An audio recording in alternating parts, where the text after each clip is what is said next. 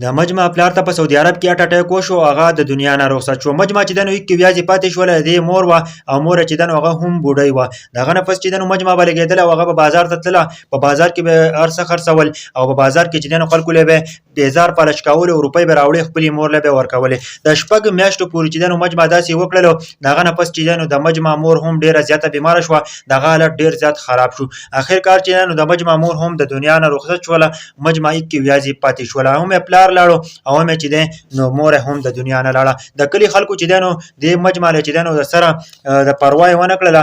مجمع چې ده نو ځان له به سهار تلله او خلکو له به پیزار پلش کولو او یا چې ده نو څه به خرڅول او بیرته واپس به خپل کور ته راتلله. او د کلی نوم د ته زه نشم اخیستلی که نه، ځکه چې د کلي بدنامي راځي، ځکه چې داسې قسمه خلک هم په دې دنیا کې اوسېږي. ځکه چې یوه جینۍ چې ده نو یوه ماشومه خپل محنت کوي که نه، او دوی چې ده نو د هغه جینۍ چې ده نو هېڅ پروا ونه کړله، هغه یتیمه شوې وه ملګرو.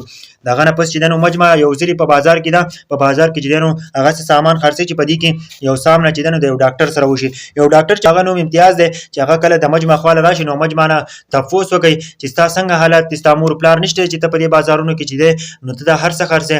او بله خبره ورته دا وکړه چې ته سکول نه وې. نو د مجمع ورته ویل چې زما پلار چې دی نو په سعودي عرب کې ورته هارټ اټیک شوی دی او هغه د دنیا نه رخصت شوی دی. مور مې چې دی نو هغه هم وفات شوې ده، هغه هم د دنیا نه شوې ده، زما هېڅ څوک هم نشته دی. بیا ورته ویل چې په دې کلي کې ستا څوک دیکبال والا نشته دی. وایي چې زما مور پلار چې کله تللي دي نو زما هېڅ څوک خیال نه ساتي.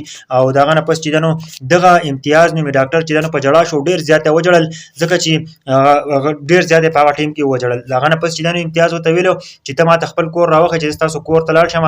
چې د هغه نه پس چې دی نو امتیاز ګاډي ته وخوت او د دغې مجمع کور ته لاړ. چې کله د مجمع کور ته لاړو نو 3 کټونه پراته وو. په د یو کټ کې چې دی نو د مجمع د پلار کپړې پرتې وې، بل طرف ته چې دی نو د مجمع د مور کپړې پرتې وې، په منځ کې چې دی نو دا به سملاستله. دې جینۍ دا سوچ وکړه نه چې دې طرف ته زما پلار دی او دې بل طرف ته زما مور ده او د دې منځ کې به زه سملمه. او مجمع ویل چې زه د شپې ډېره زیات یېرېږم، ما ته ډېر زیات تکلیف وي، زه ډېر زیات یېرېږم. هغه نه پس چې دی نو د ډاکټر بیا هم په ژړا شو، ډېر زیات یې وژړلو. او چې کله چې دی نو دا جینۍ د ځان سره روانه کړله او د کلي د خلکو ته یې وویل که نه چې په تاسو باندې به ضرور عذاب راځي او په تاسو به داسې عذاب راځي چې تاسو سوچ هم نشئ کولی. د هغه نه پس چې دی نو مجمع چې دی نو هغه یې بوتلله او UK ته دوی شفټ شولو. امتیاز نومې هلک چې دی نو هغه UK ته شفټ شولو. د هغه نه پس چې دی نو دا جینۍ چې دی نو اوس سبق وایي، په عیش عشرت باندې زندګي تېروي. او د امتیاز چې کومه ښځه ده که نه، هغه د خپلې نورو بچو په شان چې دی نو د دې مجمع خیال ساتي. او دا امتیاز وایي که نه، وایي زما 5 بچي دي، یو مې زوی دی او د 4 مې لوریانې دي او دا مې 5مه لور شوله. او زه چې دی نو زه ډېره زیاته خیال ساتم او زما دا ښځه چې ده نو د دې مجمع ډېر زیات خیال ساتي.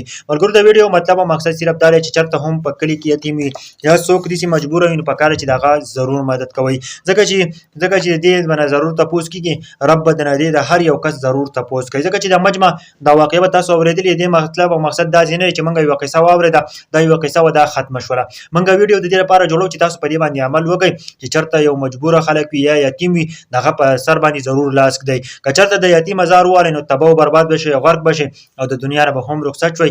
دا دنیا به هم په ضلالت کې وي او هغه دنیا به هم په ضلالت کې وي. د مجمع د واقعې مطلب دا دی که نه چې د خپل په کلي کې د خپل علاقه کې د داسې قسمه خلکو ضرور خیال ساتئ. مجمع خو اوس ډېره ښایسته زندګي تېروي، په عیش عشرت کې زندګي تېروي، خپل یونیورسټۍ ته ځي، ځان خپل سبق وایي، او بلکې هغه چې کومه سختې تېرې شوي دي که نه، نو هغه تاسو سوچ هم نشئ کولی.